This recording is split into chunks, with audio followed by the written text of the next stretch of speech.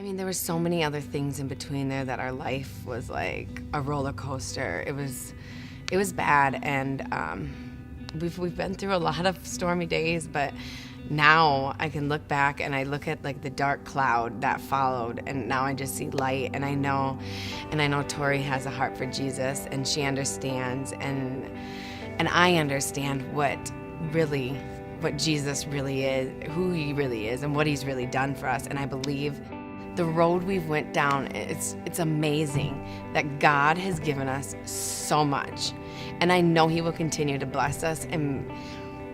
But our eyes are open. We see what God is doing, and we see Jesus in our life. At that time, I was also working at this very crazy, I was personal training again at this pretty elite gym in Hollywood, which I don't really know how I got the job. But the the gym was full of A-list celebrities, directors, huge homosexual, transgender, witches, Wiccans. I mean, I was okay, God, why am I here? This is strange. And God was like, I want to teach you how to love these people now. And God just broke my heart for these people that didn't really, probably would never walk inside of a church.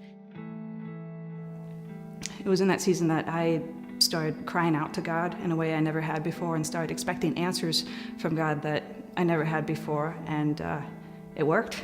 Actually, God did speak to me really clearly and said something I did not expect. This was 2 weeks after I was dumped. I was working the night shift, alone in the laundry room, crying, praying, having a pity party, all at the same time.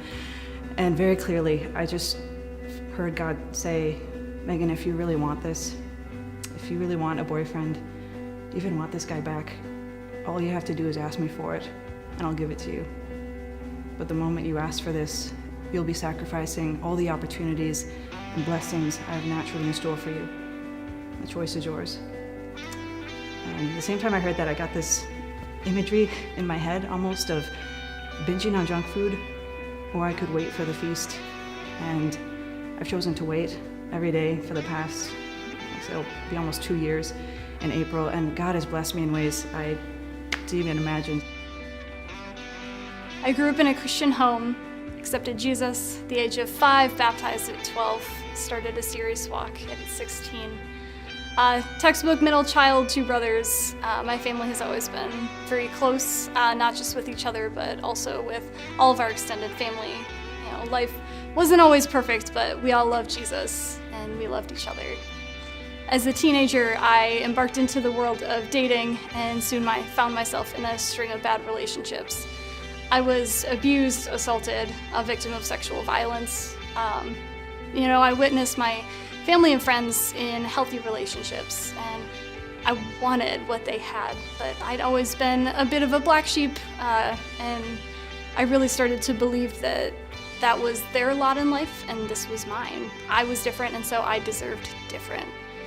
After years of bad relationships, and one particularly volatile one, I decided to just never date again.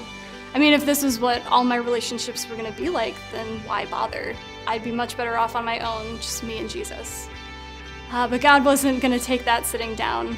He called me to attend a school in New Zealand where I was able to finally open up and talk about some of the terrible things that had happened to me.